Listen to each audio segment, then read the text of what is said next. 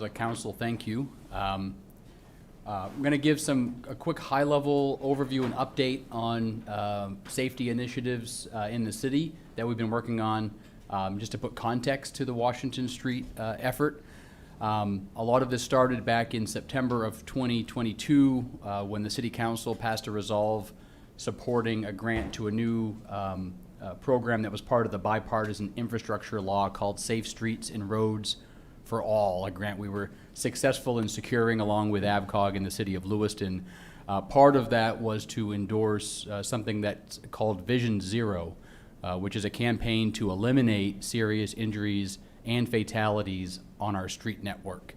That SS4A planning process continues. There'll be opportunities to provide you with updates later this year, but we had some significant public engagement through the summer and had over 150 Auburn residents respond to either a paper or online survey to give feedback around their views of safety here in our community. Some crash data updated. This is 2015 through the most recent uploaded 2024 data. So over a 10-year period, there were nearly 8,300 crashes in the city of Auburn, with over 2,000 of those involving injury and serious injury, averaging about 200 injuries per year on our streets. And we have been averaging about 2 fatalities per year as well. Very big numbers. There's a crash query tool. I could always circulate the link that Maine DOT operates. So Auburn PD, Auburn Fire Rescue, those crash reports get uploaded into a state level system, and you can zoom in on your neighborhood, you can run different date ranges, and you can see the details of how those crashes occurred. A busy slide here. There's a number of projects that are ongoing related to improving safety on our streets. Some local funded, and a lot we're starting to secure more non-local funds for these projects. Anyone who travels Gamage Ave would see the curb extension and crosswalk addition to improve safety for the neighborhoods around Lake Street, accessing facilities like the Senior Center and Pettingill. Turner Street and Denison Street, a major connector to Washburn and the new PAL Center. There's a significant pedestrian safety and traffic calming project that's in design. We received state grant funding for that. So the state will, I believe it'll end up being a 90% federal participation in that project, which will be significant. We received Maine DOT funding, federal funding through Maine DOT for safety improvement on Turner Street here between Court Street and Great Falls Plaza. That is also in design. We worked with Maine DOT most recently to submit a congressionally directed spending request for Court Street crosswalk additions. This is for the upper part of Court Street as part of our neighborhood engagement there, as well as traffic signal upgrades, which will be a significant element for us to begin to use traffic signal timing to influence more people to use Minot Avenue instead of Court Street for through traffic. We're working now with Maine DOT on an additional Route 4 project just north of the East Auburn project completed over the last year. That will extend, I put here to the Turner Town line. DOT's looking robustly at other options within Turner and Livermore for continued improvements, and more to come on that. I've mentioned the Safe Streets and Roads for All. We will be issuing probably this week an RFP to look at the entire Minot Avenue Union Street corridor. DOT's funding half of that study. And the goal there is to develop recommendations over the next 12 months to pursue further federal funding. And of course, we've got a Washington Street corridor study, exit 75 to the Rotary. We were able to secure federal highway funding through ATRC to advance that effort. To Washington Street specifically, so I gave you the big crash data over the last 10 years, that similar period, just exit 75 to just south of the Rotary, so I didn't include the Rotary crashes. There were 609 crashes over a 10-year period on that stretch. The total number of crashes with injuries on Washington Street is 168, and in the last 10 years there have been 2 fatalities on Washington Street. While we're going to talk tonight specifically about the demonstration project we would like to pursue over the next 12 to 24 months, there is significant community planning underway with consulting partners. The public process around that will be ramping up this fall through summer. That looks, and this really follows comp plan recommendations over the last couple of comprehensive plans. Washington Street North becoming a two-way local street again, allowing for redevelopment, in particular along the Little Androscoggin River, tied to the river restoration efforts. Washington Street South becoming controlled access, so you move the regional traffic off of the local street to improve safety. The ability to integrate bike ped access where it doesn't exist now, which connects with the broader Casco Bay Trail initiative to connect Portland to Lewiston, Auburn. And then opportunities to target safe east-west movement from Minot Avenue to Washington Street and potentially eventually towards New Auburn via Rodman Road and a Rodman Road connector. So there's certainly significant planning going on, all geared towards seeking non-local funding, and these two intersections are part of those broader efforts, hence the opportunity to look at a demonstration project during that planning. Want to give a couple of definitions if folks aren't familiar with transportation planning and safety planning. A high crash location is something that you'll hear about. Certainly Beach Hill, Danville Corner, and Washington Street are. In essence, it's an intersection or a road segment that sees more crashes than the standard similar type intersection elsewhere in the state. So DOT has spreadsheets that they set up, and they're able to benchmark traffic volume on streets, speed limit on streets, cross-street traffic volumes and speeds, to be able to determine whether an area is high crash or not. So specifically, we'll be looking at East Hardscrabble in Washington and Danville Corner and Beach Hill. Danville Corner and Beach Hill is the high crash location. East Hardscrabble in Washington is not. But for reasons of protecting for diversion and existing safety issues that we see at that intersection, we're recommending testing this out on both. Beach Hill in Washington has been a high crash location for over 2 decades. This data came from a safety briefing we had with DOT when we started organizing around this planning. In 22, 23, and likely again in 24, it will remain a high crash location. And a lot of the data that you see there, what it really gets at is you have traffic traveling in excess of 50 miles per hour, and most of those crashes are occurring as people are making an intersection movement. They're on Washington making a left, or they're attempting to cross Washington or enter it making a left.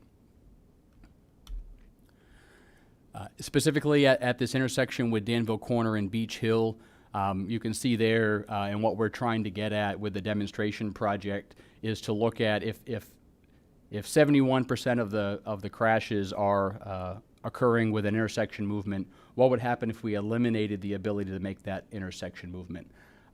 Could we make those crash numbers be reduced significantly, and could we eliminate during the demonstration period serious injuries or the risk of fatalities? Just for comparison, because every location, and we're, as part of the Safe Streets and Roads for All, and again, we'll have an opportunity to brief you, every intersection that has even high crashes, the treatments aren't necessarily the same, driven in most part by the speed vehicles are entering. So we have significantly more crashes at Mount Auburn Ave and Turner Street, but those are much lower speed crashes, so in turn we're seeing much lower injury rates. We would be unlikely, given the volumes at the cross streets with Mount Auburn Ave and Turner Street, to eliminate those movements, but things like roundabouts, there'll be other safety solutions that could be brought to the table, and those are the types of things we want to be able to talk about. The demonstration project is a chance to test one approach to eliminating those serious injuries. So what are we looking to do? So DOT has expressed, and I think it was in the memo, that there are several different approaches that could be taken here, and they've looked to program money in the 25 and 26 work plan years, which means any project would likely be implemented in 26 or 27. We believe, or I believe in my professional role, that the current risk in those intersection movements warrants some action to be taken now, and the opportunity with a demonstration project can have us model what those impacts are. DOT, working through both their engineering division and safety office, supports the demonstration project and our plans for collecting data, getting public feedback, and evaluating over time. And again, to improve safety and manage neighborhood diversion, we're including the East Hardscrabble intersection. Want to give you just a quick view of these intersections. So when what we're picturing being able to do on the left screen, you're heading north into Auburn. That yellow line that delineates the shoulder, that paint would, in essence, continue straight as if that turn lane didn't exist. Jersey barriers would be installed per national standards, as well as safety crash barrels. So if anyone, for example, traveled through Greater Portland during the most recent widening project, where there were lane changes or lane closures, that it will look similar to that because of the speeds that we're talking about. We will likely design this to be able to withstand crashes at up to 60 miles per hour to ensure that if there were a crash around any of those barrels, we'd be able to protect for it. This is a view at East Hardscrabble. Again, it is not currently a high crash location, but it's pretty obvious when you look at how narrow that left turn bank is and your inability, if you're traveling south, to see vehicles that could be entering from East Hardscrabble, or if you're departing from East Hardscrabble, your ability to see oncoming traffic. We went and walked with Goral Palmer and Public Works these locations. And certainly sight distance is a significant challenge, especially with the speed of oncoming traffic. In terms of public engagement, we have a neighborhood meeting scheduled for September 18th. I'm working with the communications department on a postcard. So while we would work to raise earned media and social media attention for folks that want to come out, we would target mailings to residents on Danville Corner, Beach Hill, and East Hardscrabble. Obviously, there's a limit to how far, but we want to make sure those who may have this route as part of their daily routine are aware. Safety engagement would be built into the Washington Street, and already is built into the Washington Street corridor study meetings. Those public meetings around that corridor study will ramp up in the fall and continue through the summer of 2025, when we would close out those reports. Social media campaign, making sure folks are aware of the Report It feature on the website throughout the course of the demonstration project, and then follow-up meetings to be able to share data, what we're seeing in terms of diversion, route selection that people are using, being able to look at crash data along some of the alternative routes. We recognize that there are people making this move now, and they will make decisions to take other routes. And we want to make sure that people on Hackett Road or on Woodbury, other connecting streets, know that we're going to be monitoring for additional traffic that may be on their street as part of this. The planning and implementation, we have Goral Palmer on hand doing the design work to meet the national standard for temporary closures. Those would be reviewed and signed off by DOT. We've talked with DOT not only about our plan with detour routes and signage, but we're very mindful of the routing platforms that exist, Waze, Google Maps, to ensure that when and if these are closed for a period, anyone who may be traveling to a wedding reception at Martindale, for example, right now they would likely be routed to Washington Street off of the Turnpike to Beach Hill. If we ensure that those apps know that that intersection does not exist, it would route them to Kitty Hawk, to Hotel, to Beach Hill, or to Martindale Road. So there are other alternatives that aren't significantly longer trips, but of course our interest is to make it a safer trip. Ongoing monitoring of traffic. We did traffic counts at these key intersections, but also the likely alternative route intersections, so we could, when it's in place, we could come next summer and do traffic counts and see if we've seen volume changes. There's also some software that would allow us to look, in essence, you set up like a geofence, so we could look at, and it aggregates phone and map data to look at what routes people are choosing to take otherwise. AvCog has access to that Maine DOT platform. We've done some before data collection that we'll share with the public, and then we'll do some further modeling when the project's in place, just so we can make sure we've got facts from people. The people are certainly going to observe changes in their neighborhood. We want to make sure we can ground truth that with them. And then evaluation, of course, the critical piece is, can we eliminate injuries at these two intersections over the demonstration period? We want to monitor use at the alternate routes, and we want to make sure we can assess travel patterns, both short-term, but with the Washington Street study, we want to be thinking about long-term travel patterns. If people don't have a destination in Auburn but are using our streets to navigate, for example, east-west, can we work with DOT to develop better dedicated routes to move that traffic versus our local or more rural streets that may not have been built for that? Thank you. I'm happy to answer questions. Questions from the council? Council Mills. So what is the date that you're gonna block off this?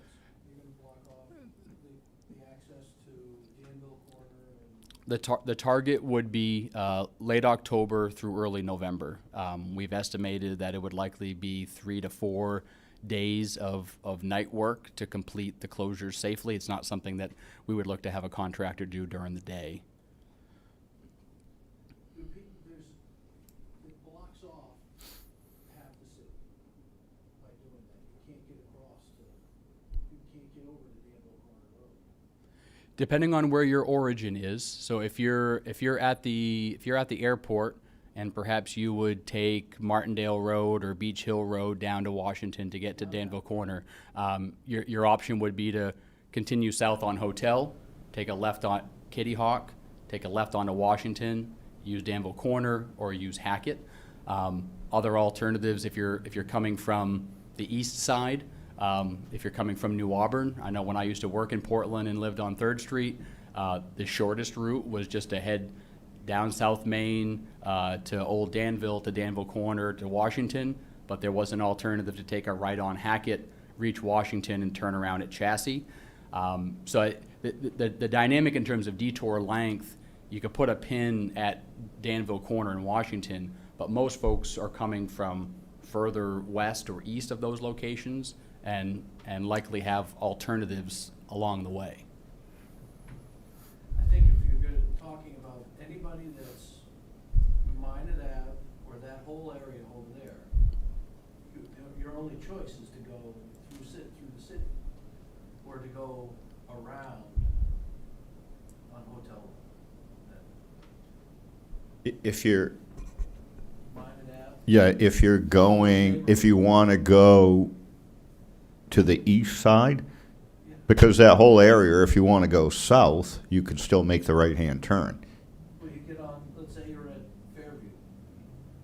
You either have to go through downtown and out South Main, or you would go out, normally you would go out Minot Ave and out Washington and take a left. It'll be a little more circuitous, and this is what gets at the broader Washington Street sort of planning and what the future of Rodman Road could be. So if you're at Fairview, Poland Road to Rodman to Washington, there is a reverse direction. There's a Hackett Road crossover, which would then bring you there. It is circuitous, but it is safer in that you're entering one section of Washington, getting up to speed, and then creating the ability to reverse direction. I drive that loop, the Hackett Road, that little that comes Yep. down the hill there. Yep. If you're gonna drive 1,000 more cars there, whatever, that's gonna become much more dangerous. That's a dangerous location. That's a dangerous turn. I drive it all the time, but there's cars and semis and everything come up and over that hill. You can't see them coming. And you got, in the winter, that's coming down, people coming 55, coming off of that, going down the hill. I mean, you're gonna, I understand the safety issues with that, but I think it's gonna create more safety issues. Unforeseen safety issues, because I think there's gonna be, and it's gonna really aggravate people. And I'm assuming part of this study is going to be evaluating that because Hotel at Kitty Hawk is already a high-crash location at the four-way intersection, and Outer South Main Street already is a problematic area from a speed standpoint from people that live in the area just trying to feed people under the turnpike from the New Auburn. So I think that correct me if I'm wrong, but that's part of the reason it's a demonstration project for a limited period of time and not just, okay, we're making these changes, so we can evaluate in the trade-off between those high crash locations and other impacts we might have, whether it's actually beneficial to do this on a permanent basis, right? Yeah. Yeah, I mean, unfortunately, traffic is like a stress ball. We recognize that we're gonna change movement in the network. We want to be able, a big push at the federal level for the Safe Streets and Roads for All is to do demonstrations of what a permanent fix might look like, model it, test it, see what happens within the network, and then make decisions of a sort of a permanent go or no go at that point. Council White? My understanding is that MDOT's solution to the safety issue would be to put a traffic light there. Is that correct? The cost-benefit analysis that Maine DOT's safety office runs gives a higher score to keeping the intersection in place, because closing the intersection, they can't then take the benefit of eliminating intersection crashes. So their federal formula suggests there's a higher benefit to a signal. So And that would be more than 2 years out. Right, there's been some discussion, though, with DOT about potentially, as an alternative to this, installing traffic lights. Is that correct? Well, I think, so, yes, midstream through this process. So we started this process with no support of a traffic signal. Started exploring this, started working through with DOT to do this demonstration study. Midstream, now there's funding to put traffic light in. That's why, for the council, the decision needs to be made whether or not we sign this agreement with DOT to do this 1 year. As Jonathan said, DOT, in the agreement letter that you see, they've stated that they would proceed with installing the traffic signals. So if the council opts to say we don't want to do the demonstration study, then we would notify DOT to then begin the process for installing the traffic lights. As Jonathan said, that could be 1 to 2 years out. But then the pattern all remains the same. But that's really going to be an option for the council to decide whether or not we want to move forward with this agreement. Council Whiting? Yeah, I think that's why I asked the question about the traffic light, because what I've heard from people, friends, relatives, people from away that travel north-south through Auburn, their biggest complaint is the number of traffic lights.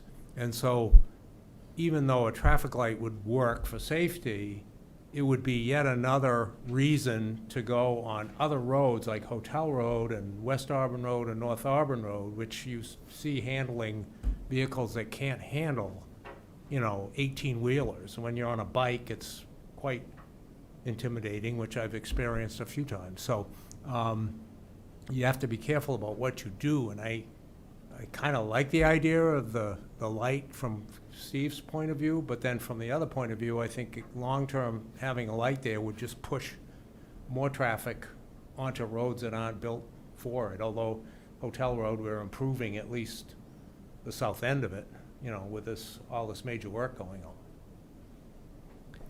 Council Milk? And my other concern there is that's a development area.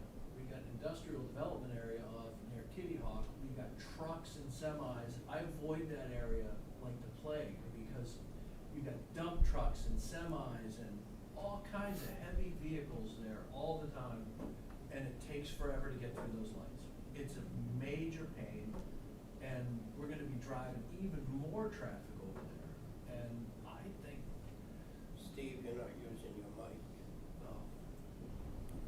what I said.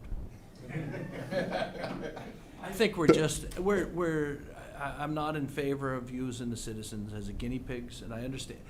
My question, is there money tied to this? If we don't do it, does it put us in a worse standpoint to get grants on the Washington? Because I'm in favor of changing Washington Street, but I'm not in favor of just disrupting people's lives because of some accidents that people know it's a dangerous place.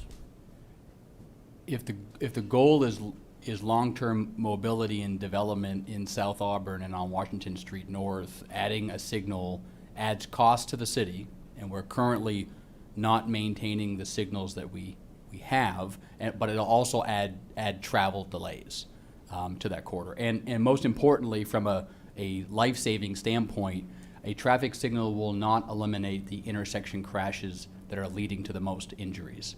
And that's part of what we're evaluating, including with the traffic signal study, is signalized intersections create a perception of safety, but they are not in and of themselves safe. And we have to be mindful that it's an interstate spur meeting a rural local street, and vehicles are entering at a complete stop.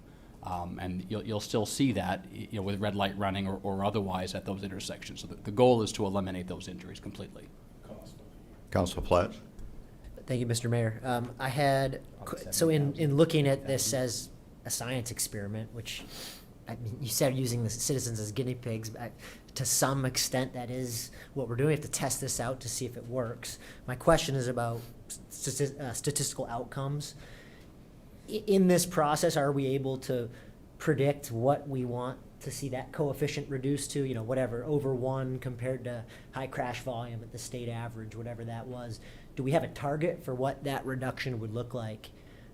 Or the answer might be no, we can't predict that. But my second part of the question is, are there comp situations in the state, elsewhere in the country, where a similar intersection has received a traffic light and not reduced traffic instances like you brought up, or there's been a new traffic pattern like you're suggesting and it has been more effective? Are we kind of just shooting in the dark based on our best guesses, or is there statistical data out there that suggests which one may lead to more harm reduction versus some other outcome? DOT's predictive model showed a greater reduction in crashes by doing the closure. They were able, in terms of injury crashes, the traffic signal reduced crashes, but those crashes that remained remained serious injury, because the serious injury crashes are happening through intersection movements. It's a vehicle going in one direction being hit by another vehicle going at a high rate of speed. The goal, depending on if there's the council support and we initiate this, if this were extended for get through two summers, so 2 years of crash data, the goal would be to have the Beach Hill intersection removed as a high crash location, to achieve going from one of the intersections where you'd be most likely to die in a crash in the state to one where it would no longer register as a high crash location. So I have a few questions here about this with the traffic lights. So, having a bit of personal experience investigating accidents, I understand the point that your overall crash volume is going to go down if you prohibit the movement in any way. In other words, if you can't do it, you can't have a crash doing it. I would question this issue of not reducing the injuries with the lights, because what those statistics showed was the aggravating factor is the speed. And I would think that having lights will reduce that factor. So I would agree with your point that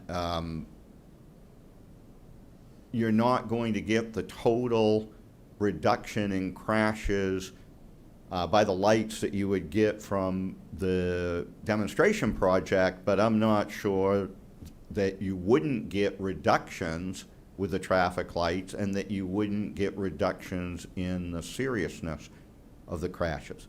The other question I have about the lights, because we've had some conversations about lights around town and how these work. So if there were lights there, there's already a significant impediment to traffic movement coming off the turnpike if you catch the light. It's very long. Are these going to be like timed so that the traffic coming off Kitty Hawk, the traffic that then comes up to the light by the turnpike, and the people exiting the turnpike aren't going to be stopping when they pass that turnpike intersection at 2 or 3 intersections. It's going to be green and the traffic will move through and it's all going to be red at once. Are they all going to be synchronized? How would that work?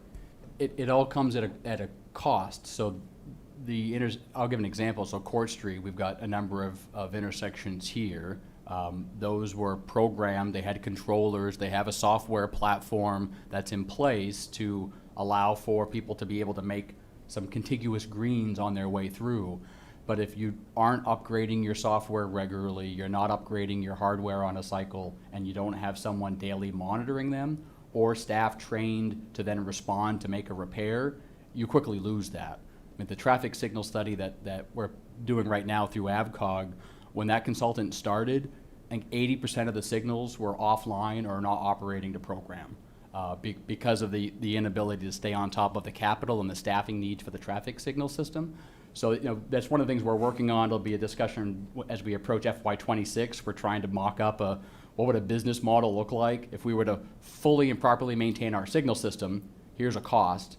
And then how do we prioritize which corridors we want to maintain at what level? Are there alternative to signals? So all those things come at a significant cost. The Turnpike, fortunately, they put in their capital plan for next year, their budget for next year, an evaluation of exit 75.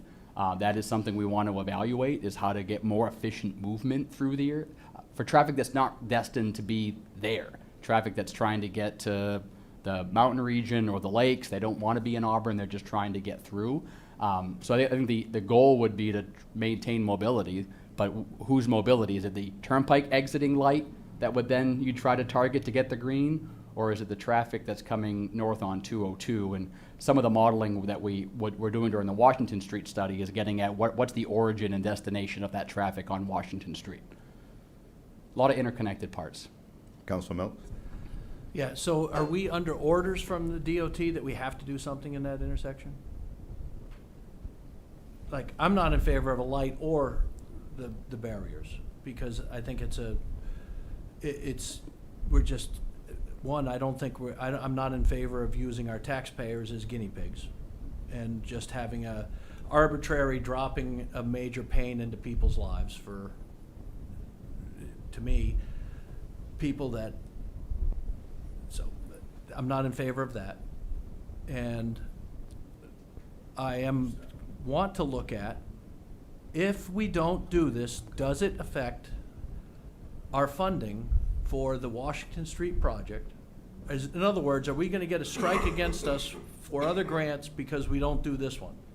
Because we don't do this project? Is DOT going to hold it against us? That was my question. And I'd like to know if that's going to affect because we say we're not going to do anything on that intersection. It's too problematic for our citizens and our taxpayers. I don't want to say DOT would hold. I don't think that's the folks that are leading DOT. That's not how they operate.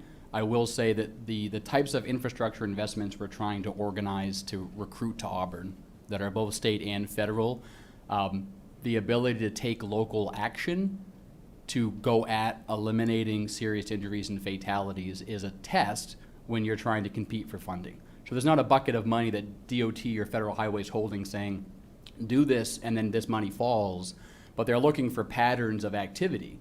So if the council has a resolve that says we support Vision Zero, we want to be able to put in those funding applications that we're committed, and here are the types of things that we're doing. It's obviously the council's decision which of those to pursue, but the goal is to be able to build momentum, to be able to go to get some of the bigger money that it will take to actually address Washington Street, Rodman, and some of those other corridors, where we can put the traffic to allow that east-west move safely.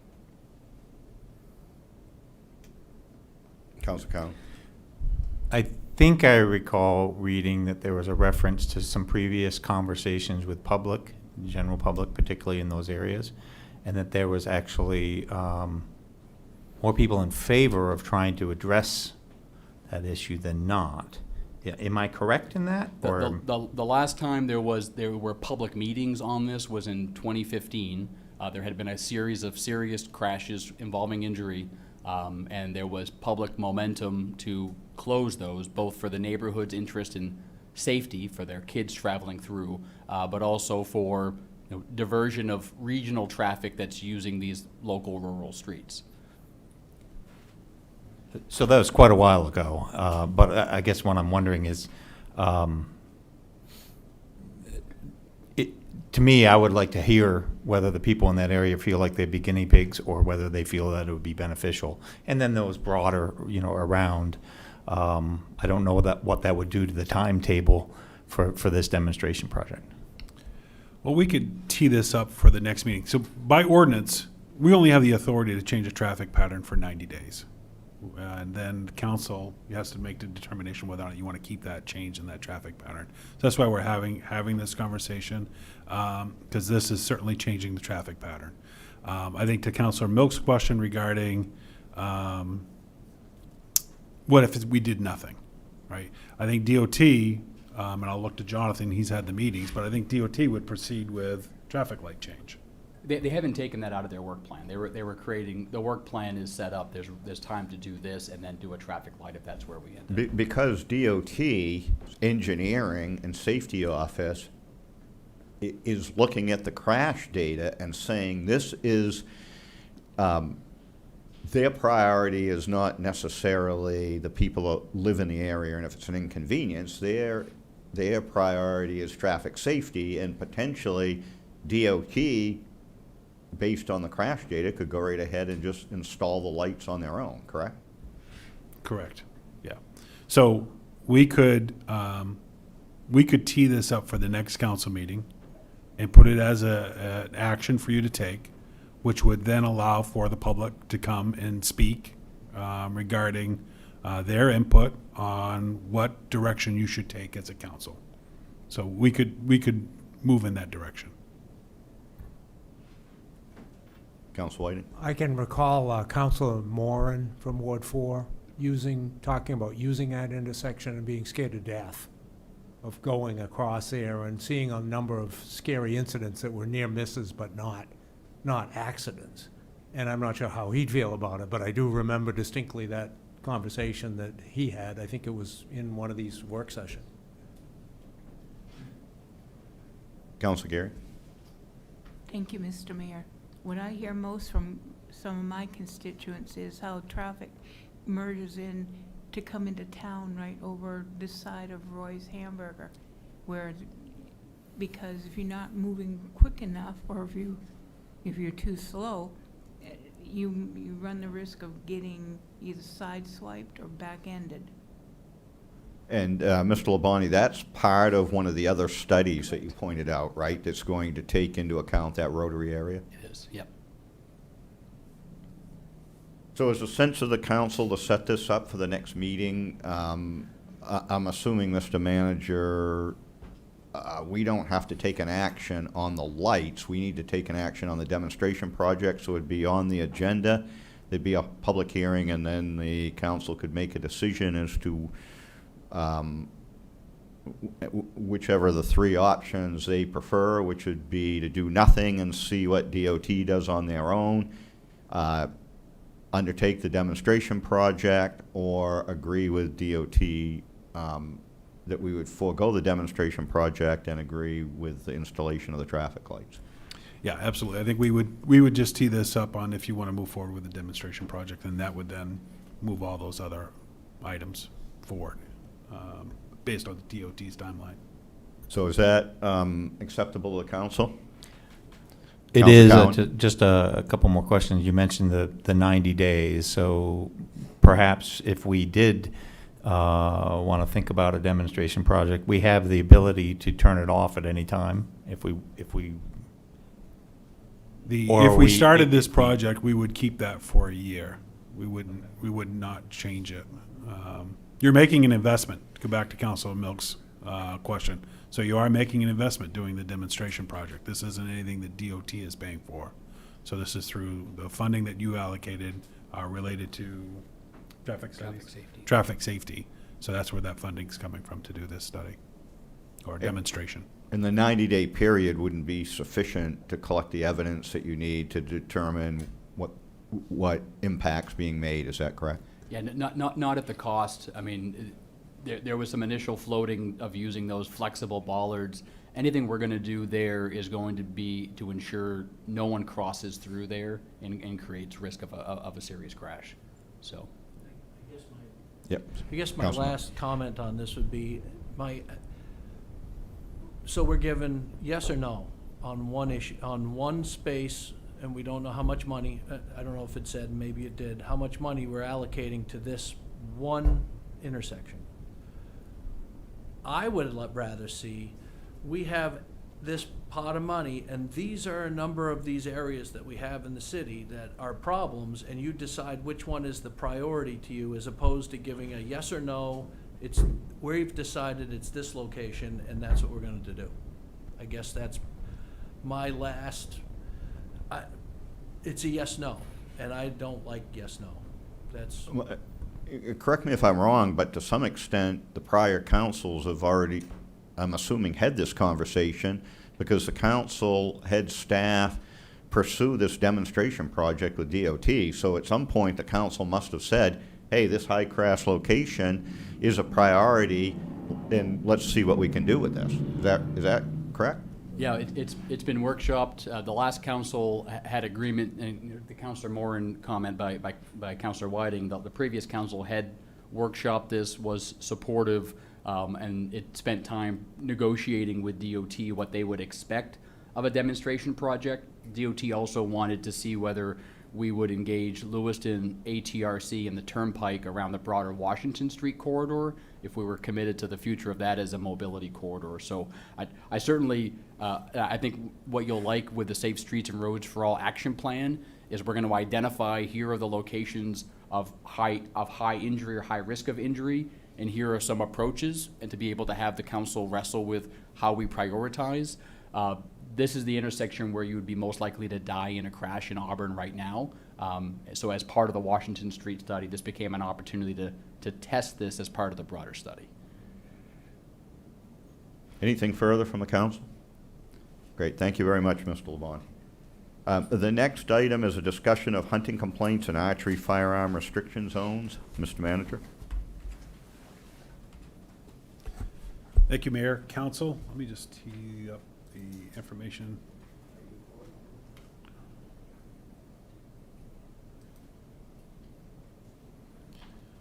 So this was a request from Councilor Whiting, Councilor Gary, to have a discussion regarding what currently is a city-owned parcel that's on Summer Street, and the hunting that's taking place currently on that parcel. So in the information sheet you saw where we collected some data, we took a look at the property, took a look at the data, took a look to see what would the impact be if we were to post this property in accordance with state statute for restricting hunting. Currently, this is within the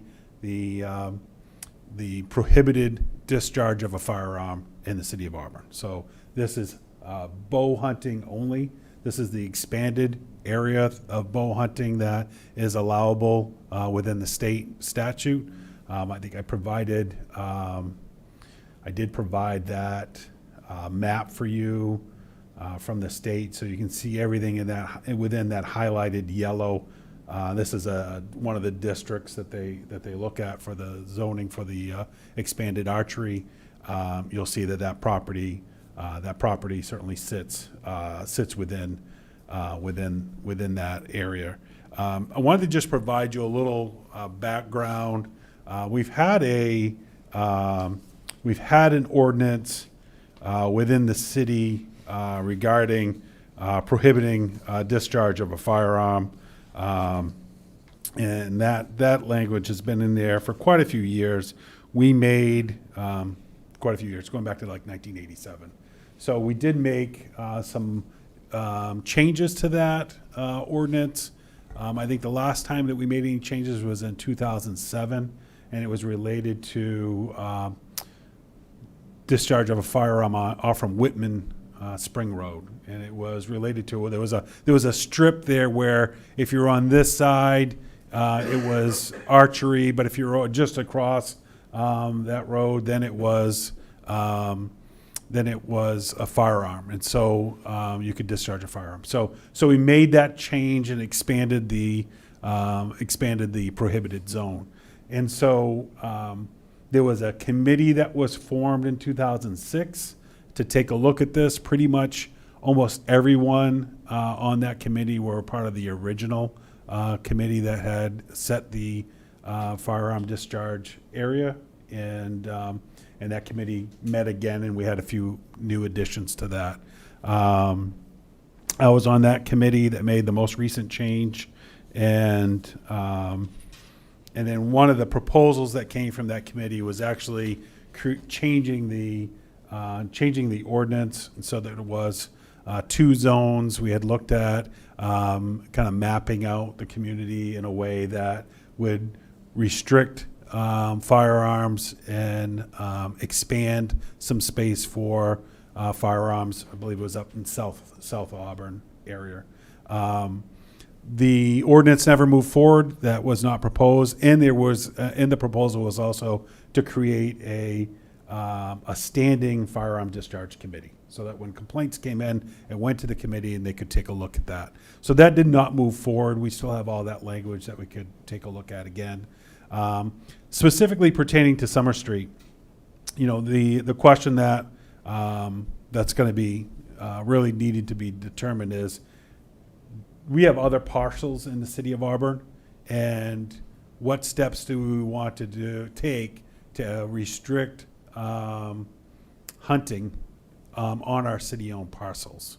So that's currently what has been requested, and so we need to make that determination. We have that authority by state law to do that, and so what does not restrict, though, is someone being able to walk in on the city-owned property, walk across to the back of someone else's property that's not posted, and in this case, use their bow and arrow to hunt for deer. If those other parcels, and I think I listed I can't remember what I said, but I think it was like 16 or so parcels around this property, if they haven't taken the steps to do what we would have to do as a city to prohibit that, then that could easily take place. Someone could walk in, access our property, not hunt on it, cross over to a private property and hunt on that property, whether that be Whiting's Farm or whether that be any of the parcels that are along kind of that hotel road area. And so we need to walk through that to make sure that the steps that we're looking to take is what the council has an interest in. I think that it's important to take a look at our language. We have not, like I said, we have not looked at this in about 18 years. It's probably time to take a look to say, is our approach to how we're prohibiting firearms or hunting in the community? We have very little authority when it comes to, actually we have no authority when it comes to allowing hunting by archery, bow and arrow, to take place in that restricted area that's allowable within the state. So the state has designated this as an expanded area. That has to happen unless we restrict our own property and private citizens restrict theirs. So there's there's some steps there that you would have to take for us to restrict whatever city-owned property would look like. But I think there's some movement, and I'll let the mayor go, but I think there's some movement on whether or not we want to look at what should our zoning look like across the city, and are some changes that we could address. Yeah, before the council comments, I just want to make sure I'm clear about the statutory application here. So, correct me if I'm wrong, but for hunting purposes on these open lands, it's permissive, meaning that one can go and hunt on these lands unless they're posted. And of course, the courtesy is to ask the landowner if you can hunt there, but there's nothing that prevents someone from hunting in a wooded area unless it's posted. That's my understanding is correct, right? That's correct. And so,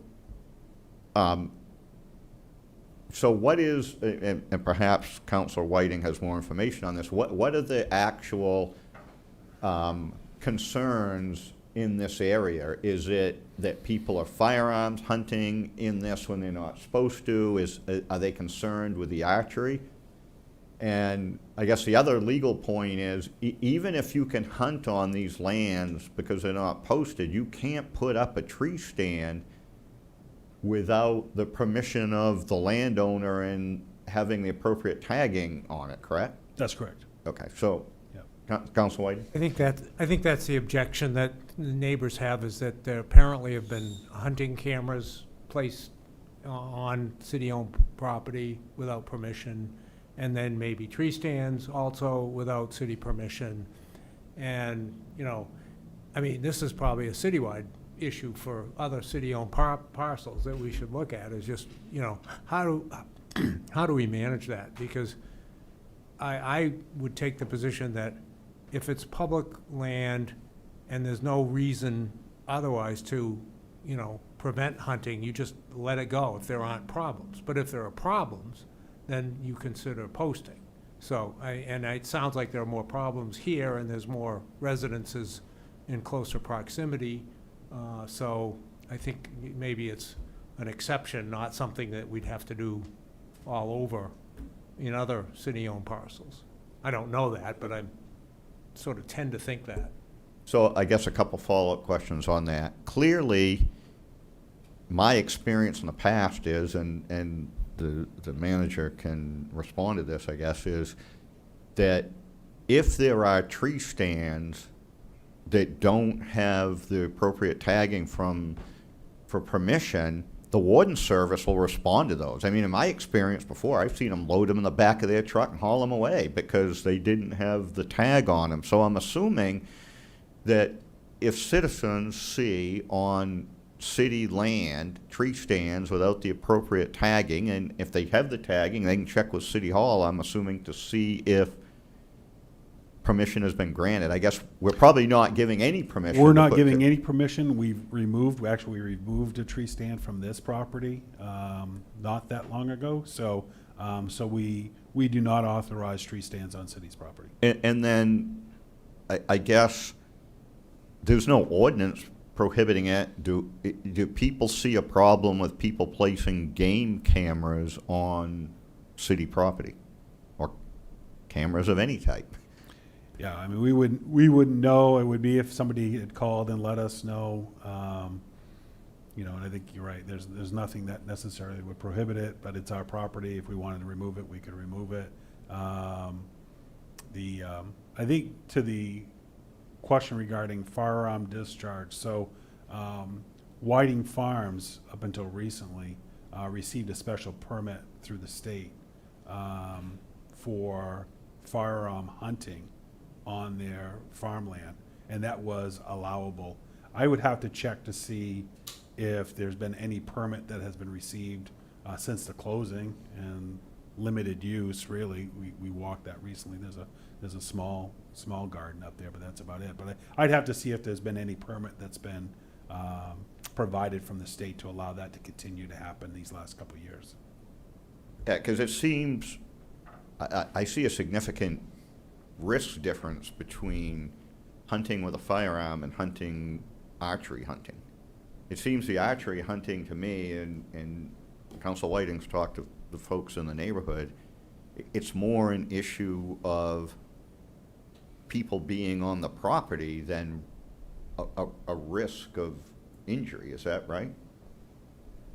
I'm not sure about that. I think there's an unease that people are hunting in close proximity. I would agree that archery is safer, less risk.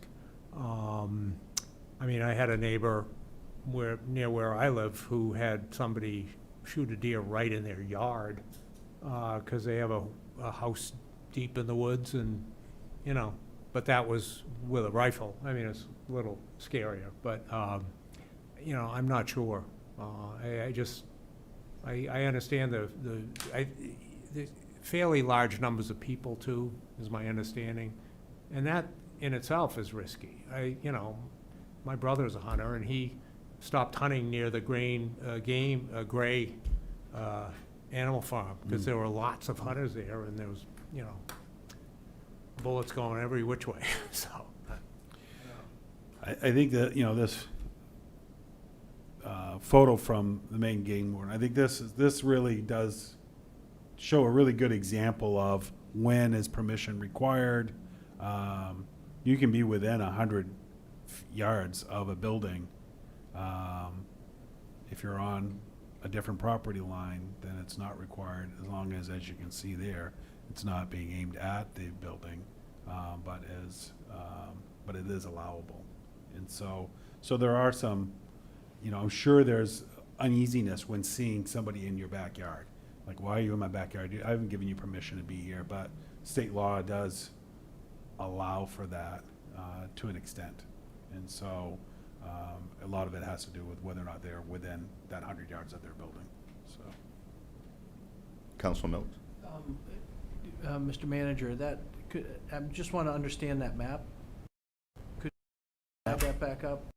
What is the, because So- is that the firearm restriction No, area? Oh, this is the expanded archery zone. So we're in an expanded archery zone, which basically says, hey, not only can you do archery, do it in this expanded time frame. So which means that, and I don't have it in front. Really, expanded. really soon, within the next couple weeks, you'll be able to do archery in this expanded area. In that area, but that's Right. not the firearms restricted area where. This has nothing to do that's with much firearms. Okay. Yeah. All right. This is Thank the you. expanded That's where I was archery area. confused. Only because sometimes people think of hunting as, if I go out with my rifle, we're in an expanded area. In this area here is listed as an expanded, which means I'd have to look, but it's Right, it's the bow. early it's the bow October. hunting That's correct. Right, I think Yeah. the policy level about archery zones is give additional opportunity for hunting where there's lots of restrictions on hunting with firearms. So they create these expanded archery zones. It's basically The other balance that we have to make sure we're having when we get into whether or not we want to look at changing zones, there is deer management is important, and the game wardens, if we brought them in, they would have a long discussion regarding this. Not only is it about making sure that we're not having an overpopulation of deer, that brings a lot of other issues to an area, especially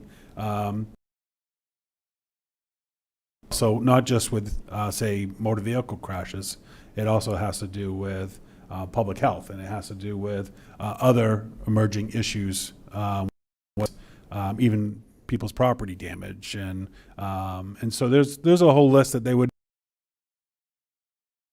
presentation on why it's really part of the, when municipalities takes the steps that the Auburn did, and other communities have done the same, where they've restricted firearm discharge in an area that's appropriate for us to do as a city.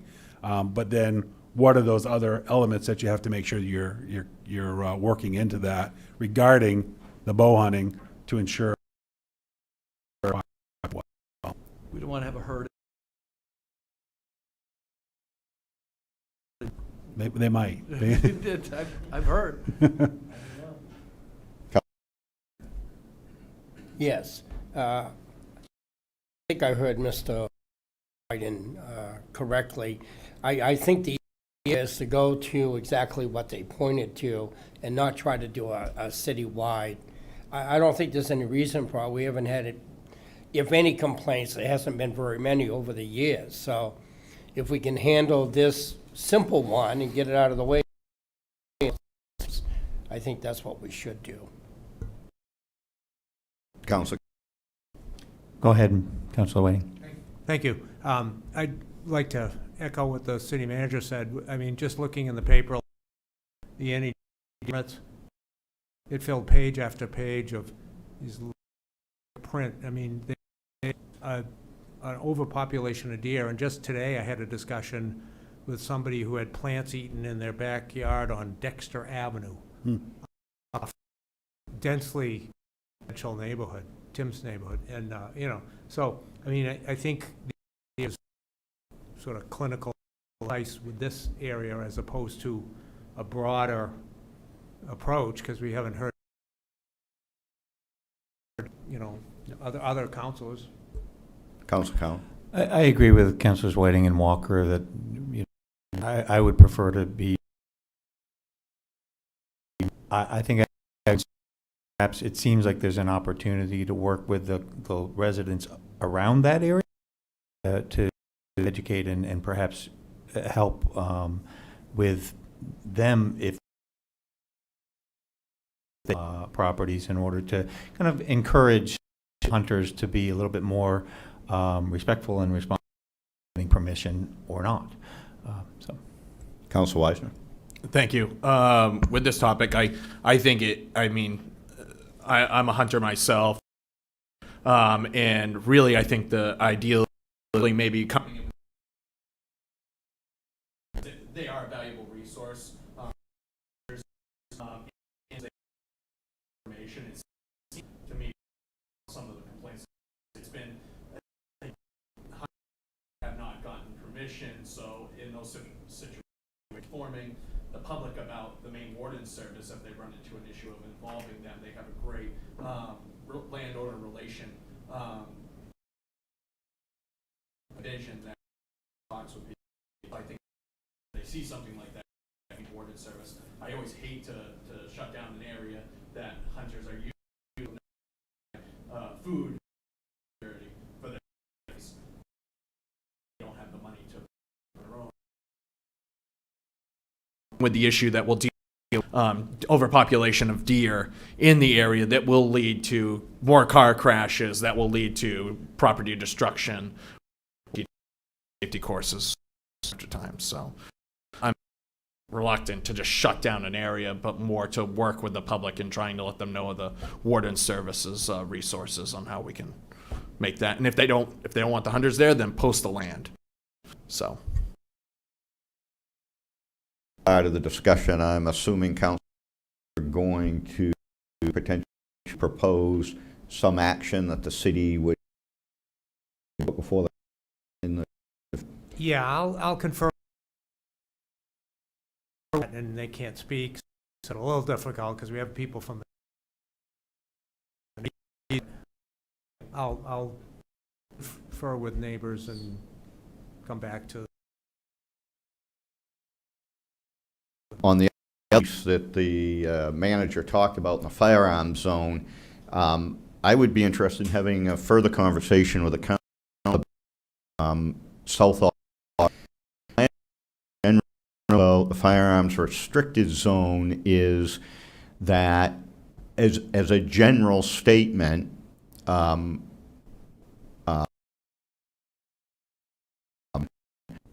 there's no prohibition on firearms except for, I guess, a couple small ag zones.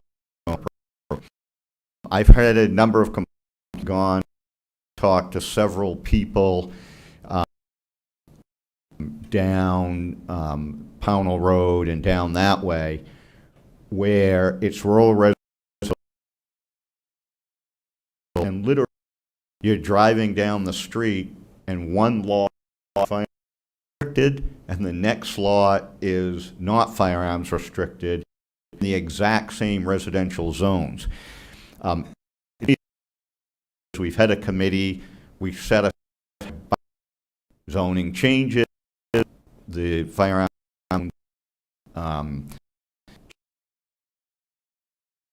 I think it would be the policy to whatever the zones and not necessarily hard. The folks that have called me had substantial problems with trespassing. They've been threatened. People with firearms on their property. They've called in the past. Times by the time anybody built it, they tell them they're calling the police. They take off. And you know, their complaint to me is 150 heads up the zone, and the similarly that same rural residential zoning. Why I have all these problems is their concern here, and there's a lot. So I'd be interested in what other counselors think about potentially having the fire match the zone just hard problem that in South Auburn have today. Council Platt? Yeah, thank you. I mean, just really quickly, I think it makes sense. It makes sense theoretically or hypothetically. Curious what the amount of affected by this are. You know, how many parcels are affected. You're going to have some net loss. You may also have some net exactly how the boundary works, but you know, similar to Councilor Weiser's, I'm reduction in hunting acreage for our culture. I just want to see some of the numbers, but I think in theory it makes sense. And when I think about the road 5 years, 10, have a policy like that that can fight zoning, that certainly makes sense, so that we don't have to revisit this every 5 years. So much ag out there posting all their land. If people are posting, and it's a to try to come in the back way, and then they cross over and they get into where I've seen it 20 years out there. That's what's happening. So many people on the land, but they don't post it all the way around. And then they sneak in the back way, but they go over your property to get to my property, and they might be on the no fire zone or no zone or whatever. Some were put today. Maybe they don't even belong there. You know, that it's in that no. People are used to hunting. So many of these pieces of property, and they don't go knock on the door because they hunted there for years, but new owners got different ideas, so it's tough out there. Other questions or comments by the council? I Council too Callan? would be open to look. To me, it does to unintended consequence of something not staying equal when a zone changes. Then it makes sense. We'll put we're so we'll put this in the queue for a future project, and then what we'll do is once that date is ready, bring it back. Obviously, this would be for a 2026 season, but that will give us time to really work it through, have some let the public weigh in on it, give you some more, so you can make it.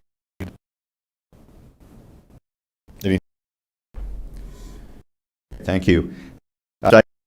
Session pursuant to 1 MRSA, Section 405, Sub 6, an economic development matter. Is there a motion? Motion to move. Seconded. Moved by Councilor Walker, seconded by Councilor Platts. All in favor? Having voted in the negative.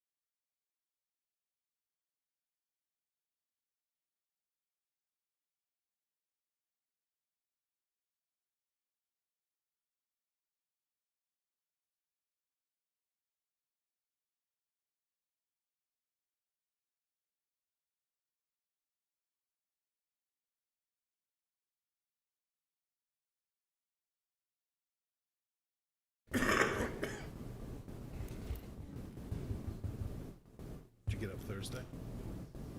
Thursday? Did you go up Thursday? I saw there was a lot of balloons up Thursday. Were you able to get up Thursday at all? No, the Friday morning? Yeah, I inflated Friday morning. Oh, Friday morning? Yeah, Okay. yeah. The rest of it was just I saw some balloons up Thursday afternoon. Thursday morning I flew. Oh, you did? Yeah. I Nice. flew The August 19th, 2024 Auburn City Council meeting will be called to order. Please join us in the Pledge of Allegiance. Allegiance to the flag of the United States of America and to the republic for which it stands, one nation, under God, indivisible, with liberty, justice for all. Thank you. If the councilors could introduce themselves, starting with Councilor Gary. Good evening. I'm Belinda Gary. I'm a city councilor at large. Good evening, Rick Whiting, Ward 1 City Councilor. Good evening, Tim Cowan, Ward 2 City Councilor. Good evening, Steve Milks, Ward 3 City Council. Jeff Harmon, Mayor. Good evening, Ben Weisner, City Councilor, Ward 4. Good evening, Leroy Walker, Councilor, Ward 5. Good evening, Adam Platts, City Council at large. Phil Kroll, City Manager. Dennis Dote, Assistant City Manager. Thank you. The first item on the agenda is consent items. There's 4 consent items tonight, all nominations brought forth by the Appointments Committee for Mubarak Abduhali as a City Council student representative, Whitney Poulin to the Auburn Lewiston Municipal Airport Board of Directors, Dana Staples to the Zoning Board of Appeals, and Robert Hayes to a full membership on the Planning Board. Is there a motion? Motion to move. Is there a Second. Moved by Councilor Walker, seconded by Councilor Cowan. The vote will be by show of hands. All in favor? Opposed? 7 having voted in the affirmative and none in the negative, the motion is adopted. The next item is minutes from the August 1, 2024 regular City Council meeting. Are there errors or corrections? Is there a motion? Motion to move. Second. Moved by Councilor Walker, seconded by Councilor Whiting. The vote will be by show of hands. All in favor? Opposed? And Councilor, yeah, sorry, okay, thank you. 7 having voted in the affirmative, none in the negative, the motion's adopted. The next item of business is communications, presentations, and recognitions. We'll have a presentation by the Sustainability and Natural Resource Management Board on solid waste and recycling plan. A note to the councilors, the board will be making their presentation tonight, and we will be scheduling a workshop on the plan in September to give councilors time to read the plan, see the presentation, and consult with their constituents, and then we'll have further discussion at a work session. So I'm not sure who's presenting from the SNRB. Mr. Harder, if you could come forward.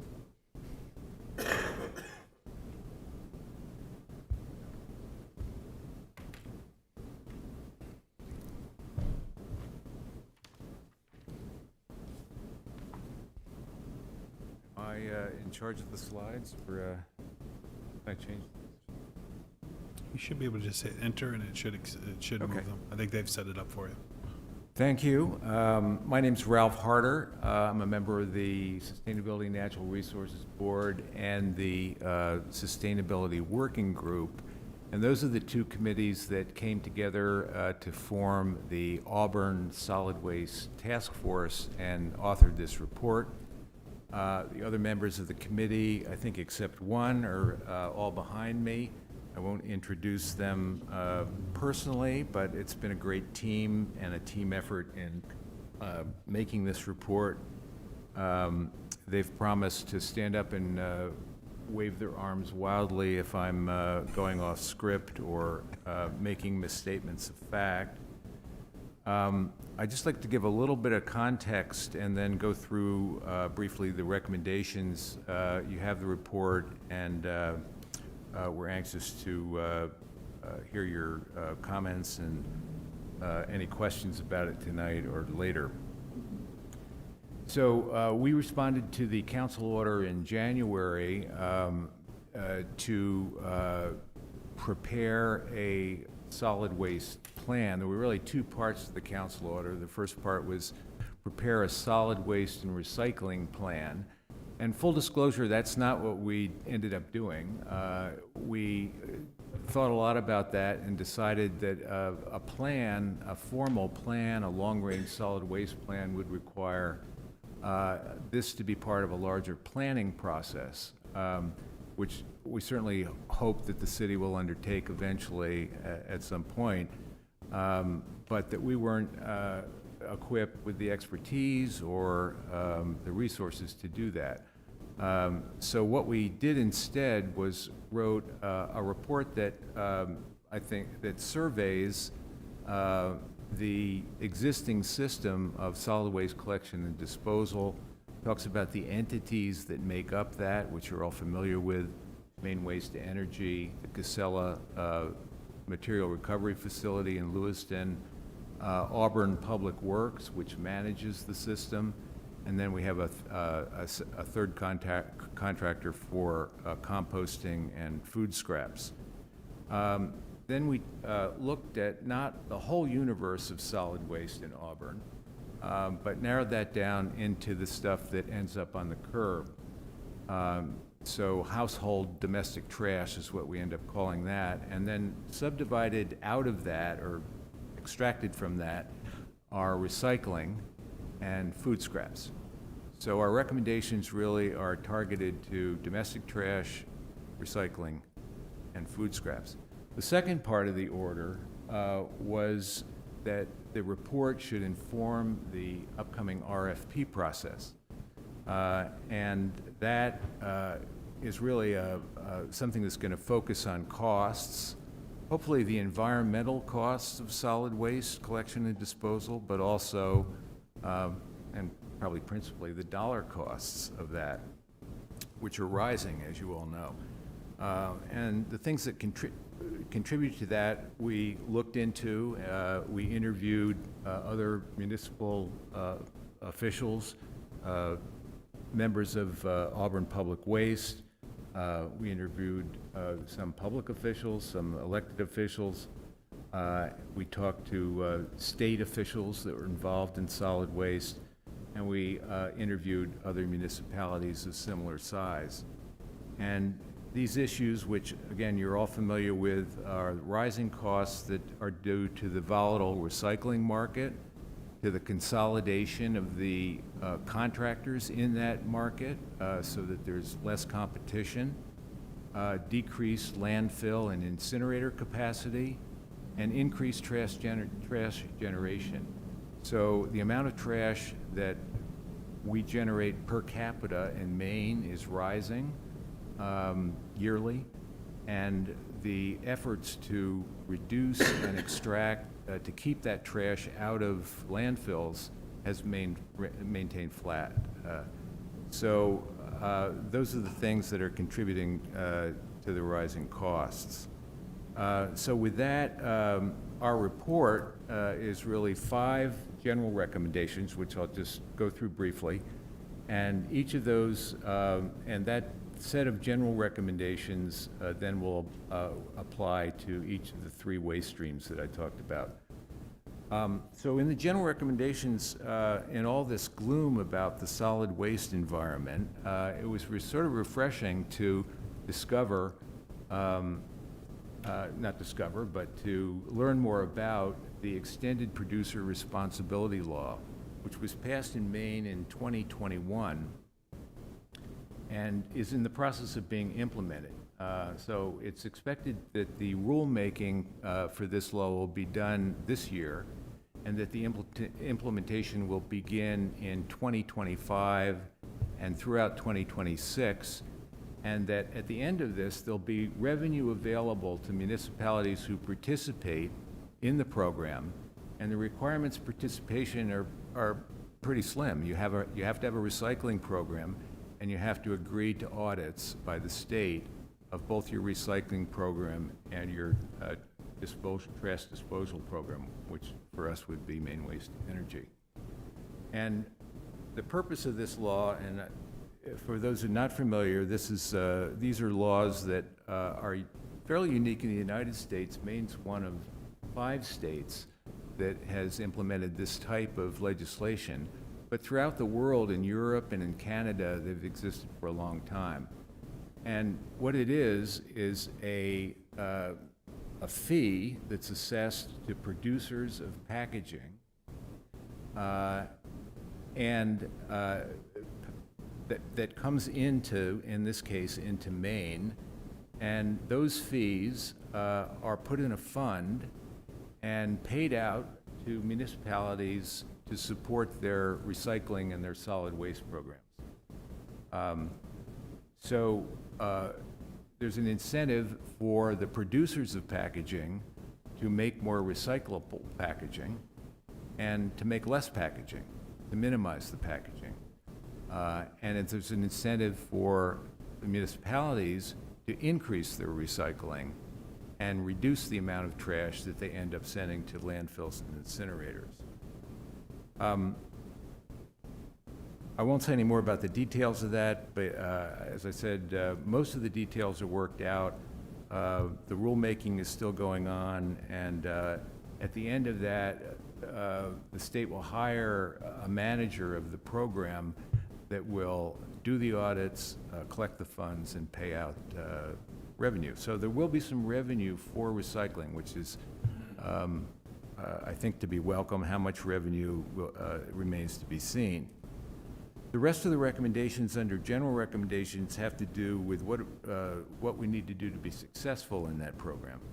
I think we need to manage our own data, and right now, because of the dispersed nature of our solid waste system, data exists in many different places, and nobody's really responsible for having the data, managing it, and understanding it, analyzing it.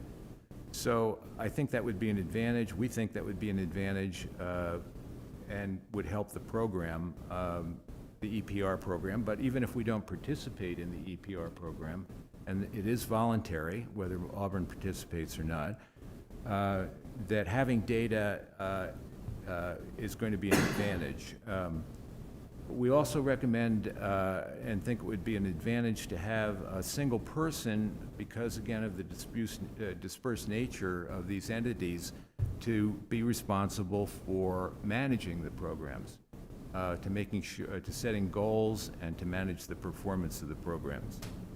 And finally, it's very important that the public be engaged to participate. So clearly, the more people we have in Auburn recycling in an EPR program, the more revenue will exist. And our participation programs over the years haven't been great. One thing that came out as APW has analyzed the participation rate is it probably is higher than we think it's been. So historically, over the years, we've been told it's about 7%. So 7% of households. I think there are 1,000 households. Anyway, 7% of households participate, and also 7% of the weight of trash per year is recycled. So both those are low numbers. Higher performing communities have a 24% participation rate for households, and a higher rate for the amount of the tonnage of recycling. The state goal is to recycle 50%. So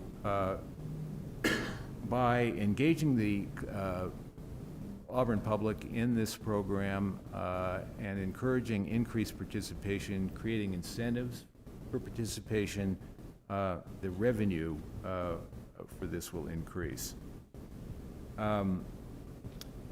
The final recommendation, or general recommendations, was that we would limit the duration of the solid waste contracts that will be negotiated at the end of the RFP process, and that seemed to make sense just because with all these changes going on, we might not want to end it. It might be to our advantage to enter into long-term contracts, and long-term meaning 10 years, which I think some of the contractors have been talking that that's what they're looking for. So then, under the specific recommendations, under trash, we felt that the weekly curbside collection schedule seems to be working and should be kept. One concept that came from our discussion with Phil and Dennis was using the RFP process to investigate other costs. And some of those are listed in the bullet points.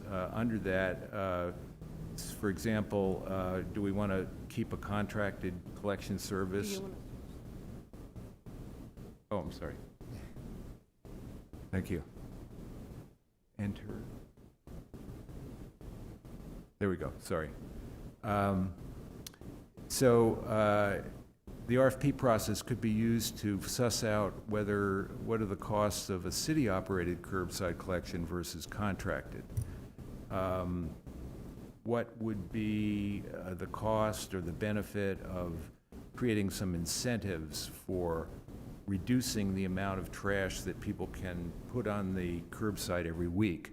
For instance, some municipalities have limited the size of the trash container, so that once you fill that up, it's in your interest to, if you want to have trash collected, to look at in that trash and what can be recycled, and you have a larger recycling container that then you can fill up. So that's one incentive that seems to increase participation. We thought it would be helpful to look at the way we're using drop-off for both oversized bulky waste, that now is taken to the transfer station at Maine Waste to Energy, but also the drop-off recycling at Grace Lawn. So we don't know that anybody can drive in there and drop off their recycling. So maybe a controlled access system would give us more data about who is dropping off their stuff and whether they're abusing the system or not. Some towns that we talked to have collected, because on their transfer stations have collected their own recycling and put it up for sale. Biddeford does that. They sell cardboard. So this is, they collect it, they pack it, and they find a buyer for it. And this may be important if we continue to recycle glass, because the glass market is basically not there, except there may be some types of glass that are still valuable and still can be recycled. Recycling recommendations. Here we have A, C, D, and F are basically customer service and customer engagement recommendations.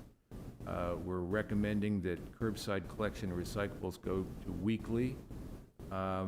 We heard at our public hearing that is a customer satisfier for people to know what the schedule is so they can put trash and recycling out on the same day.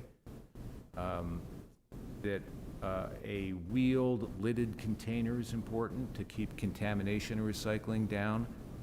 Right now we don't have lids, we don't have designated containers. We found that it's very popular, the drop-off site. People like not having to go by a schedule, but having the flexibility to drop off their recycling. So keeping the Grace Lawn segment open and maybe even adding a site for South Auburn. And also increasing signage and explanations of the program to increase participation. E and F really are also, I'm sorry, B and E are really also for increasing participation. We're going to be required by a state list that will come out of the EPR program to recycle the commodities on that list. So that's important that we do that, and that we also, again, manage the recycling program so that we can try to see what works to increase participation. And finally, the food waste program recommendations, A through D, are, again, increasing participation. So this is a program now where food scraps are separated from your trash and then dropped off at Grace Lawn, and the contractor, AgriCycle, comes by periodically and picks up and we get charged for the number of containers that are picked up. This is important. Again, this goes to the costs of our solid waste program. Food accounts for roughly around 35% of the weight of the trash that we send to Maine Waste to Energy, which is then burned. So if you could reduce that by taking the food out of the waste stream, that would reduce the tipping fees. So other things that are recommended in this to increase food scrapping participation, which is voluntary, would also result in reduced weight of the trash and decreased tipping fees. E is a suggestion that if we include schools, we're preparing another generation for environmental stewardship and teaching about food waste, as well as contributing to decreased trash.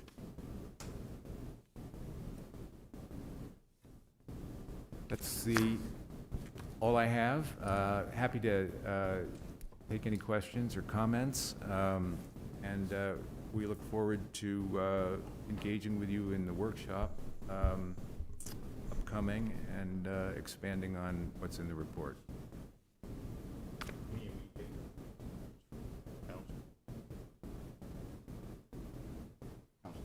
Yeah, thank you. And thank you, Ralph, and the entire board for putting that together. I know it was a lot of work and effort, and I think we appreciate that. So as the council decides kind of how to move next, I think this is great information. Obviously, we'll uncover some of the costs to some of these recommendations as we go further through the process. A question I had was about the reduction of the creation of waste. And in your conversations, you know, societally, I just see this issue of us creating more and more waste. There comes a point in time where, as a municipality, as a state, as a country, we can't just subsidize throwing away all of this waste. It'll never end. So I was curious, in your conversations, were there any long-term compelling case studies, recommendations, things that you had seen in other communities that led to the reduction of having to throw things away? Because long-term, that is, I think, what we need to be looking towards. Obviously, we need to enact the right way to throw things away and recycle things. But without addressing just this ballooning excess of waste, we'll be doing this every 5 years for the rest of our lives. Yep. Good points. Well, I think there's hope in the EPR law. So that is definitely designed to reduce the generation of waste, which is what you're referring to. To keep stuff from throwing away,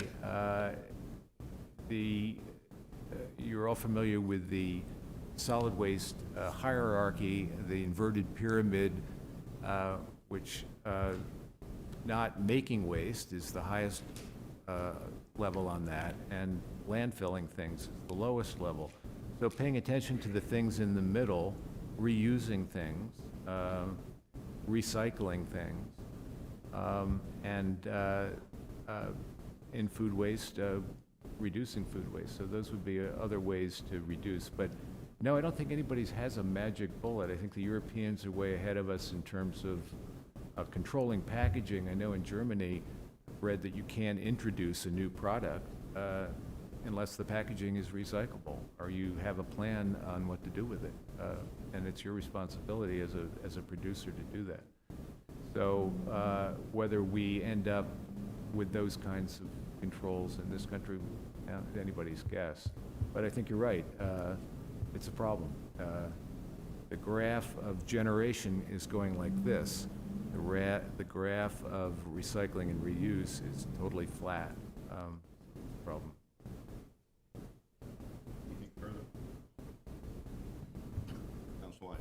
Thank you. I would look through. I'm very interested in the composting component.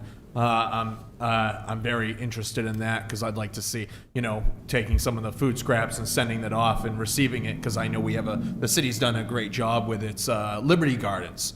So getting some compost back so they can contribute back to that and help them growing some of their own fruits and vegetables within the area, and some of the adding to some of the community gardens of that. So I'm interested in some of the report if you can expand on some of that data and cost for me, because that's what I'm interested. If you could do some research on that for in the future reports. Thank you.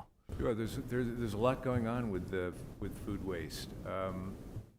The middle school has a program now where they're experimenting with what to do with food waste.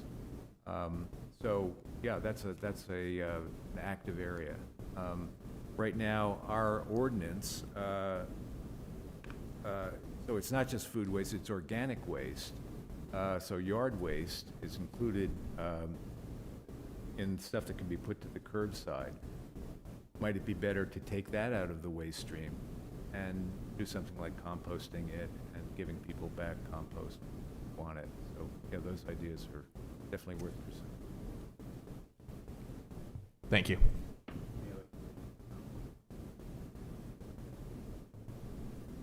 Thank you, Mr. Mayor. I know a long while back, there was discussions about restaurants, and when they put food like out on a serving bar, or at the end of the day, if they cooked too much, that all got put into the trash and either given or sold to farmers for animal food. I know there was talk of legislation to allow restaurants that wanted to get into a program where they could donate their food as long as it was kept, served safe, temperatured, to any nonprofit food kitchen or anything. Have you heard where it's gone, or is that in existence? I don't know. I've read about that, but I don't know any specific program or legislation. But I think the area of reusing food, either food that's been prepared or food that's not been prepared, is part of this whole concept of keeping that out of the waste stream. But I don't know if anybody else knows about using it for animal, or using it for human feed, or finding a way to shun it to other people. I know the grocery stores, they usually, whatever they pull off the shelves that's not in a can, like in paper and stuff, or plastic, that usually goes out to animal food. And usually the person that gets the contract has to sign, even though it's perfectly good food, it's got to go for animals. Yeah, well, you probably know that the contractor that we use to pick up, we're not composting it. AgriCycle trucks this to what's called an anaerobic digester that's in Exeter. And there, the anaerobic digestion generates gas, which they use to generate electricity and run their farm. And then the other byproducts are, some of them are spread on the field, not the biosolids, but liquids. So that anaerobic digestion is another way that they are taking that organic material and keeping it out of the waste. Anything further from the council? Not seeing anything. Thank you very much for your presentation, Mr. Harder. We really appreciate all the hard work done by the SNRB and the task force. And I know there was quite a few people involved, many meetings, so thank you very much, and look forward to more engagement with the group at the work session. Thank you.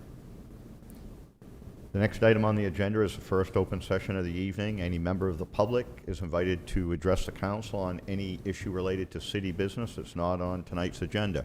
If you'd like to address the council, please approach the podium and provide your name and address.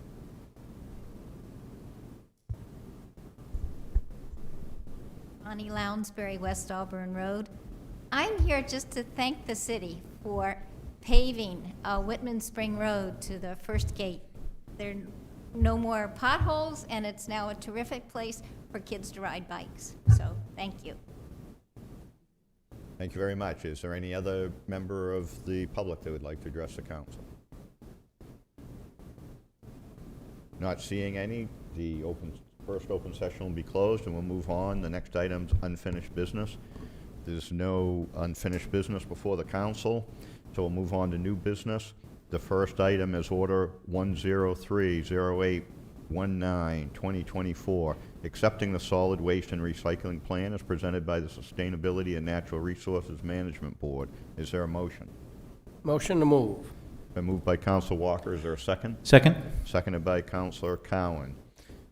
Any discussion by the council? Council ready for the question? The vote will be by show of hands. All in favor? Opposed? 7 having voted in the affirmative and none in the negative, the motion's adopted.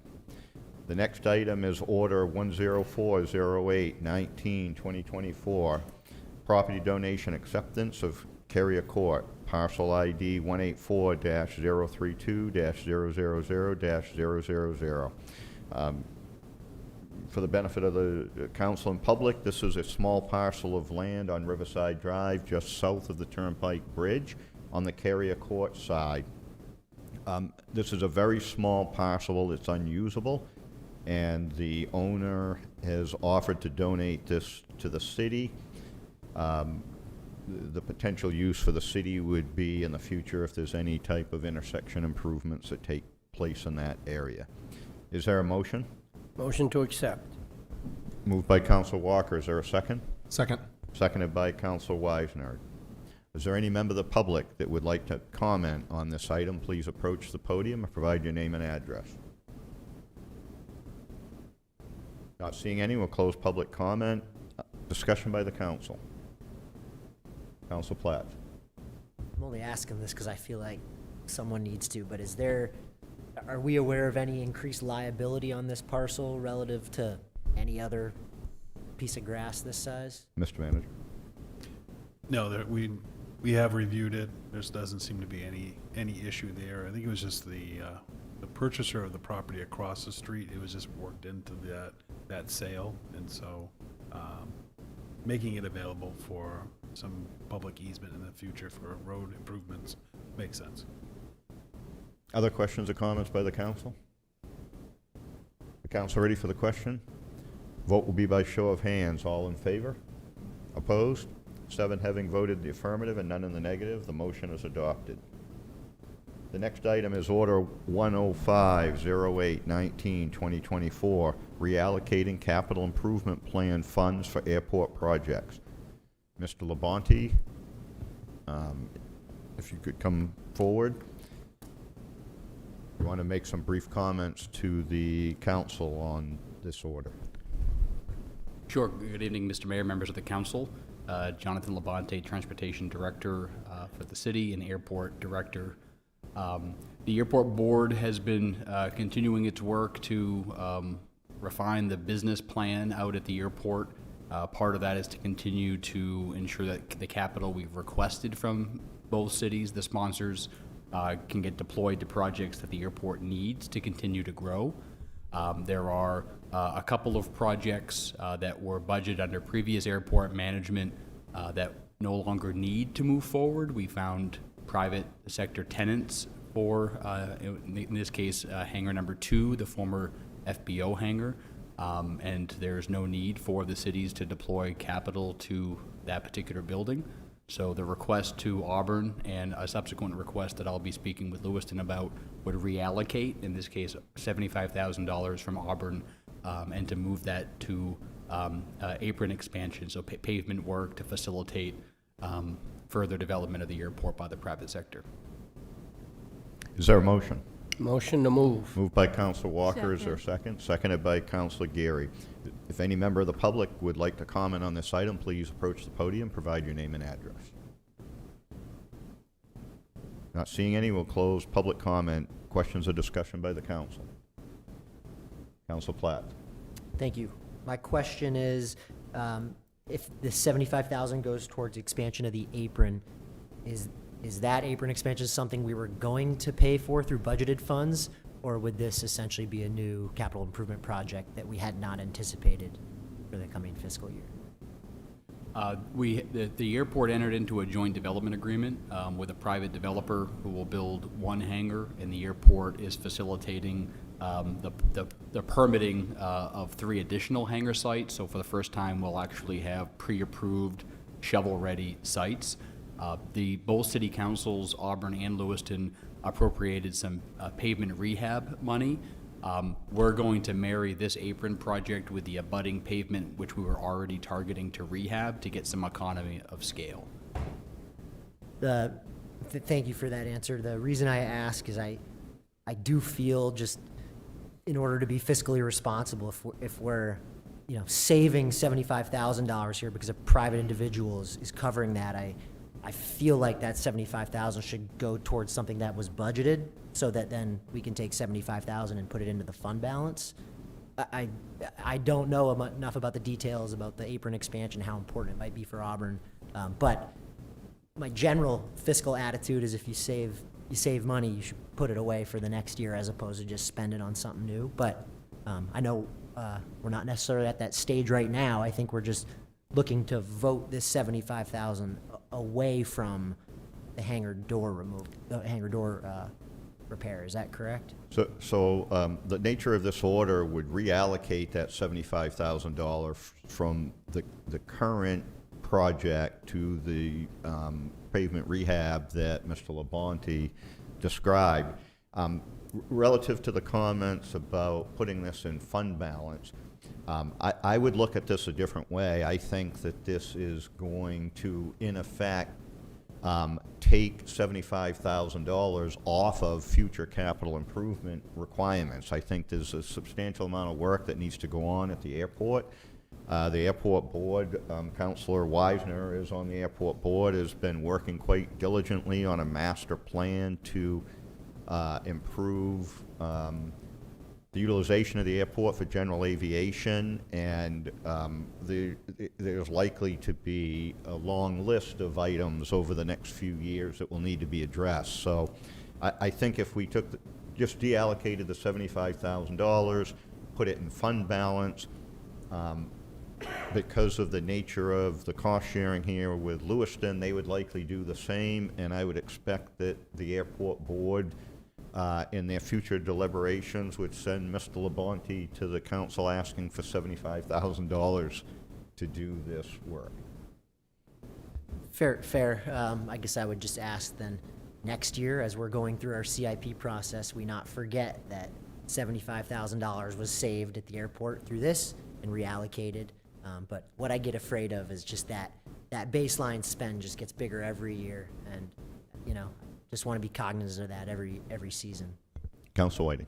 Just one other issue. I'm assuming these new hangars that are being built will be adding tax revenue to the city. They'll be adding tax revenue to the city and ground lease revenue for the airport's long-term financial future. And with tenants who hopefully will buy fuel and support other business growth. Council Cowan. And the 75,000, excuse me, on adding it to the pavement is something you'd have to do before you'd have the hangars available anyways. We would need to have pavement available to facilitate that. Yeah. Other questions or comments by the council? Council ready for the question? Vote will be by show of hands. All those in favor? Opposed? 7 having voted in the affirmative and none in the negative, the motion's adopted. Thank you, Mr. Labonte. The next item is Order 106-08-19-2024, adopting the process for appointments to the Comprehensive Plan Committee. Is there a motion? Motion to move. Moved by Councilor Walker, seconded by Councilor Whiting. If there's any member of the public that would like to comment on this item, please approach the podium and provide your name and address. Not seeing any, we'll close public comment, discussion by the council. Would you be able to give us some highlights on the process by any chance? So, sure. Basically, what the order would do would establish the membership of the committee.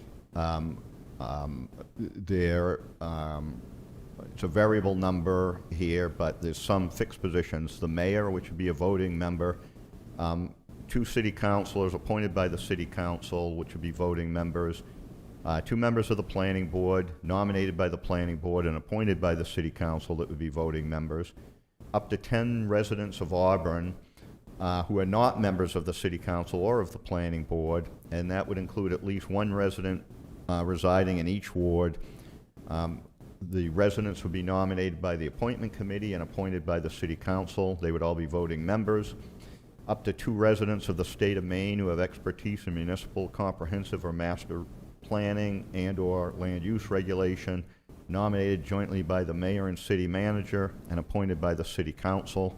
They would only be voting members if they were Auburn residents. A bit of further explanation on this: in the 2010 comp plan process, there was at least 1 member of the committee that had professional expertise in this area, had connection to the city of Auburn, was no longer living in the city of Auburn, and they participated. So it's not known if that condition exists, but I think it's important to leave that possibility open if there's people with professional expertise that could help us. And then rounding out the committee, the city manager and the assistant city manager is non-voting. There's a general schedule in the order for nominations to be provided within 35 days of the enactment of the order. The comp plan committee meeting within 30 days after the city council confirms the members. There's language about the committee electing a chair and vice chair, the committee submitting their draft comprehensive plan to the planning board for review within 12 months, and the planning board reviewing and providing their recommendations to the city council within 65 days after receiving the plan. The basic charge to the comp plan committee is that they prepare a comp plan and implementation strategies in compliance with 30A MRSA Chapter 187, Subchapter 2, which many members of the council are familiar with, which is the state guidance on the process to be used by municipalities to develop a comprehensive plan so that it complies with the consistency review that the state performs after your comp plan is drafted. The comp plan committee is asked to review the current zoning, district regulations, and zoning maps and prepare any recommendations for revised regulations or maps, and that the committee shall review all local municipal information related to comprehensive planning process, but not included to such data as maps, data, capital plans, city services, inventories, and analysis. And then there's directives to the city manager to provide staff support and meeting facilities for the committee, to provide subject matter experts from the city staff to assist the committee in the preparation of the plan. And then the last item is related to the city manager developing a request for proposal to secure the services of a comprehensive planning consultant to assist the committee, and direction about the participation of staff and comp plan committee members on the review committee. The council will remember that in this year's budget, we have appropriated funds for the engagement of a consultant to help the committee. I think that's an overview of the order. Is there any other questions or discussion by the committee? No, that's great, thank you. And so, just to be clear, citizens that are interested in being on the comp plan, there's going to be a nomination process? Do they fill out an application like they normally would for an appointment for any Right. other committee? They go online, go onto the city website and fill out the application, and any citizens eligible to apply for that, correct? That's correct. The clerk, assuming the order is enacted, the clerk will post this along with other board and committee vacancies, and it will be the regular standard process. And hopefully we'll get enough interested people to apply that the nomination committee will be able to bring forth 10 nominations for consideration by the council. Council Whiting? Thank you. Just a comment. I think this is very well structured. I was involved in several comp plans.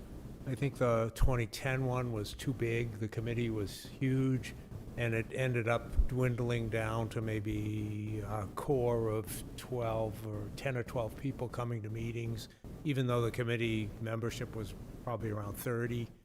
And the last one was too small. I think this is about the right size, and it's a good composition with a broad cross-section of people, which serves our needs well. Council Mill? No, thank you. That's good. I appreciate that. Any other comments or questions by the council? Council ready for the question? Vote will be by show of hands. All in favor? Opposed? 7 having voted in the affirmative, none in the negative. The motion's adopted.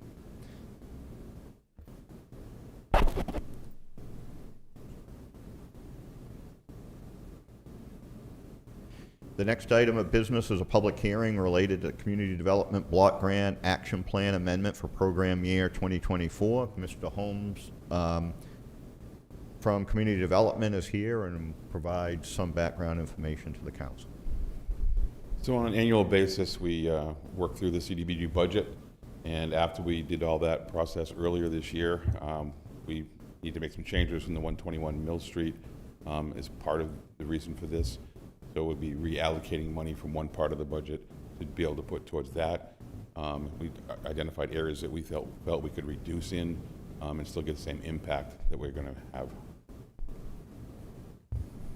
Thank you. Is there any member of the public that would like to comment on this item? Please approach the podium and provide your name and address. Seeing none, public comment will be closed. Discussion by the council. Excuse me. Yeah, this is a public hearing.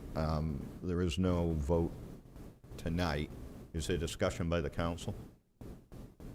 Council Whiting? I just wondered about the Community Solutions Grant, and if there was any way that, I'm sure the strings that are attached by Maine Housing are such that it wasn't feasible for this, but is there some other sort of backup plan where we could move those funds? Because of time, we had to return the funds, because they actually wrote the check when we received the grant. We returned those funds. We're still working with Maine Housing on other ideas that we might be able to come up with, but as of right now, it can't be used for this purpose.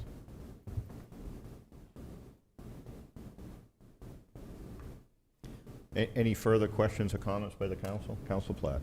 Just a quick note, either for Glenn or the clerk, on the first page of the revised action plan and budget. There's a comma missing under the $1,090,629. Thank you. Not a big deal. Just Yep, thank you. Council Cowan. Thank you, Mr. Mayor. Just a comment. I appreciate all the attention to detail that you're bringing to this and shuffling the cards around. I appreciate it. It's a complex puzzle. Appreciate you moving some pieces out and others in. Make it work. Any other comments or questions from the council? Thank you. Thank you very much. We'll move on to reports. A few things on the mayor's report. I attended the National Night Out, and I want to thank the police department, fire department, public works, and our communications and community engagement team. It was a great event. It didn't rain this year, which was a really positive thing, and I think we had a great turnout. I attended the Bridge Out of Poverty workshop. Councilor Milks attended as well. An excellent job by the staff at Community Credit Union that provided the training. Very well organized. They did a great job presenting that. It was held at the East Auburn Baptist Church. I attended a the opening of the Preble Street Rapid Rehousing Program. This is in Lewiston, but their service area is Androscoggin County, and they'll be focusing on the Lewiston-Auburn area. So we're really happy to have them here. They've been quite successful in their other service areas in housing navigation for people that have challenges. And lastly, a great deal of thanks to the people that put on the Balloon Festival, to the City of Lewiston for taking the lead in that, and for all the nonprofit organizations that participated. I know Councilor Walker was manning a booth all weekend, and Councilor Weisner was there with his balloon. And we had the car show on at Festival Plaza. Really a great event, and again, thanks to our city employees that helped put that on, the Auburn portion of it. So to the police department, fire department, public works, and the communication and community engagement team, they did a great job, and I appreciate their work.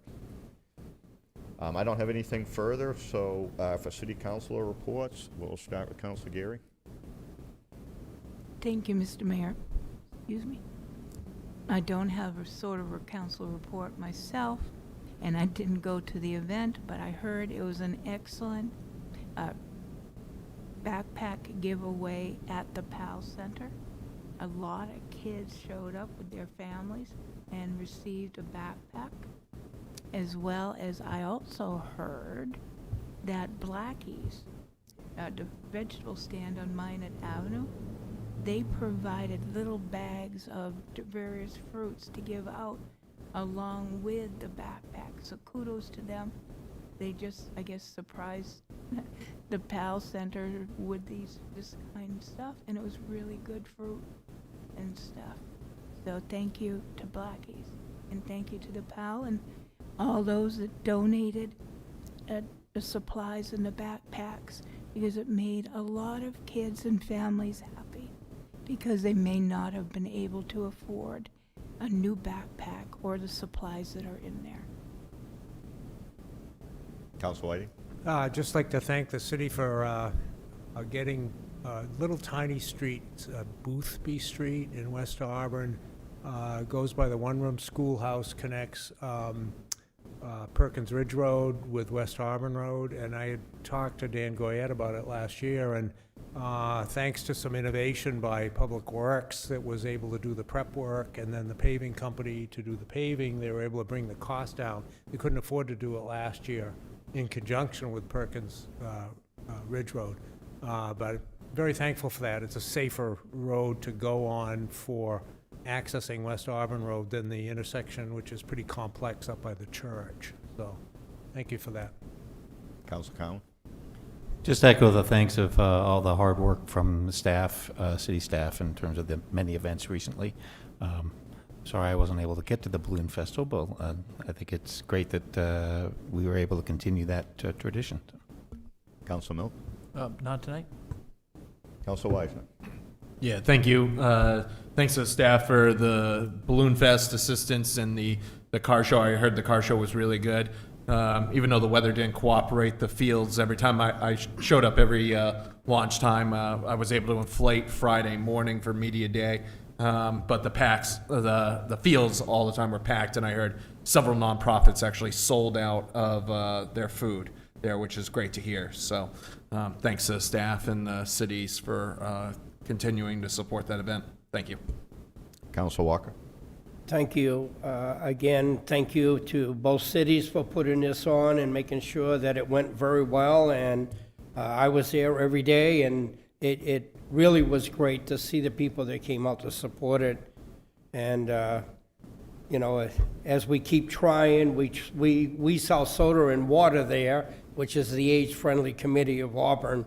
And getting volunteers is always a tough job, but we had it maintained from early morning until dark every night, and we did about $2,300 in sales. Half of that goes back to who sells us, you know, the sodas and stuff. But we had a good time. We love it. We get to say hi to whatever amount of people showed up there, 50,000, 20,000, whatever. But we say hi to everybody, and they're glad we're there, and we're glad that they can make it to the Balloon Festival. Thank you. Council Platt? Thank you. I have a follow-up from last meeting when I said I'd give you guys some updates on the federal grant that was received by the school system, not directly the school system, but so at the meeting, and I'll keep this brief to just a couple minutes, but we heard at the last school board meeting from Chris Piercy, who's the director of the school nutrition program. And before I get into the details, I will say if you have an opportunity to learn about that program, it's phenomenal. What our students have access to in schools is actually pretty incredible as far as fresh produce and certain types of proteins. I believe they had lobster rolls once at Auburn Middle School. I don't think the cost was what people are thinking, but anyway, they do a great job. So let's get into this grant. So the Auburn School Department, in conjunction with Lisbon and Lewiston, applied for a grant, a federal grant, which is being administered by Full Plates, Full Potential, and that's a nonprofit out of Portland that deals, I think it's Portland, let's just say the state of Maine, that deals with food insecurity in students. So what these three municipalities, Lewiston, Auburn, and Lisbon, are looking to accomplish with the $623,970 that they've been awarded is to figure out how each school community can focus on a different efficiency. For example, there are thousands and thousands and thousands of pounds of potatoes eaten every year in the school system, in all three school systems. And there are incredible operational efficiencies that all three school departments could benefit from if just one of those school departments purchases certain equipments and certain storage devices, cryovacs, walk-in fridges and freezers. So each department is looking to kind of specialize in something that they can assist the other school department with. So examples of that would be, having one municipality focus on food storage and having all the cold storage that's needed and being able to get foodstuffs off to the right departments at the right time of year. That will help with seasonal purchasing, storage. I think in Auburn, they're wanting to focus on cutting and ways to prepare foods with peelers and knives and certain ways to prep things in ways that they'll last longer. So all of this is to, over time, create more operational efficiencies in the food program through storage, preparation, and bulk buying. So the grant specifically is heavy on staffing, kind of contractual information and equipment that can be expended on those items. Where the money's going specifically hasn't been determined yet, but they're still working through the specifics of that. So it was very informative. It's exciting anytime we can put federal money to good use that could save us money in the future.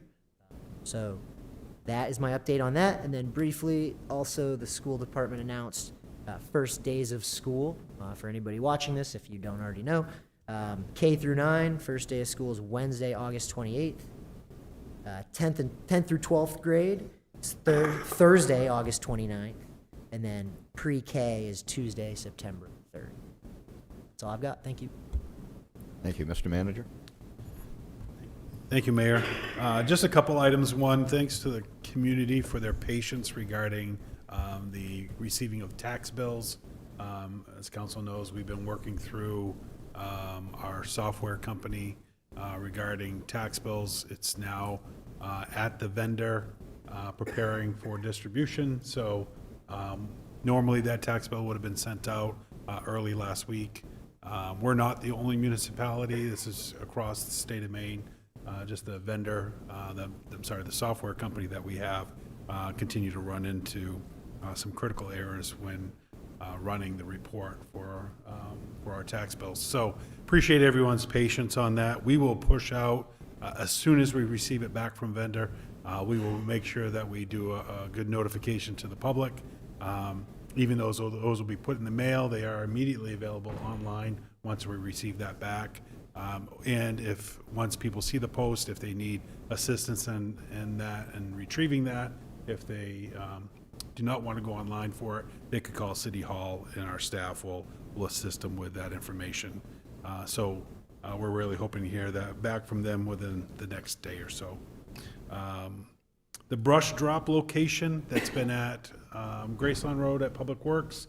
I reported on that before, that we were moving that process so that the pile of brush is not right next to our facility that we recently built there. The team has worked with Old Castle and Poland Spring to actually receive that, all those materials. They're open Monday through Saturday from 6 a.m. to 6 p.m. No cost to drop the brush off. What that's doing is reducing a great deal of workforce and as well as truck fuel consumption going back and forth from Gracelawn. They are making regular trips throughout the day, every day of the week, hauling out that brush. So having that immediately dropped at that location is going to save in staff, workforce that we could redistribute in other needs, as well as access to the equipment that we're using readily to just transfer that out to, we haul it out to Old Castle as well. So it's just hauling to where we normally would. So we've had the sign out on Gracelawn Road so that people will know that site is closing. It's actually closed as of today. And so we will continue to work through that with the public for those who may still go down there. Appreciate the thanks to staff. I'm actually meeting with, we have 300 employees within the city. I'm making my rounds to each department, meeting with all staff. Started last week and moving into this week and next week. I'll be sure to pass on your appreciation to the staff for especially the work that's been done recently with these recent events. So, thank you. Thank you.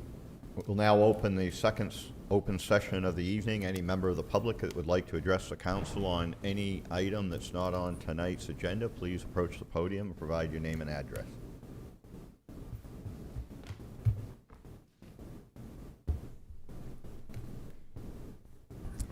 Good evening. My name is John Ruccolo, and I live on 1 Shepley. I moved here with my wife about a year ago, and we love the town. People are very welcoming. Lots to do. The Balloon Festival was a lot of fun. A lot of people showed up, so we're really excited about being here.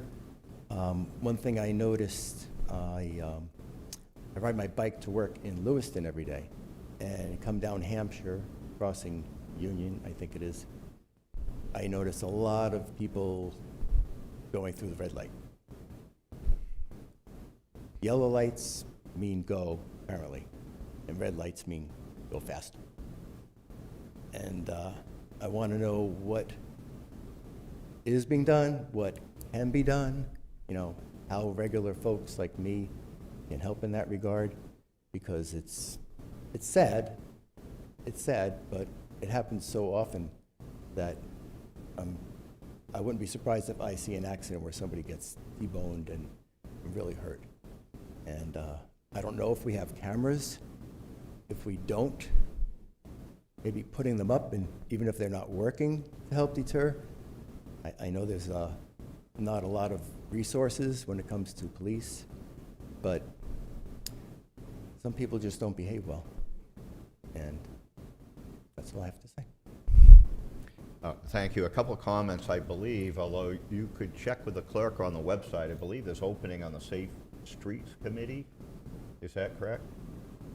Yeah, so if you're interested in bicycle pedestrian safety, there is a Safe Streets Committee for which I think there's currently a citizen resident opening on. And if you go to the city website under government boards and committees and go to the current openings, you'll see a list, and you could submit an application to the clerk if you'd like to participate in that committee.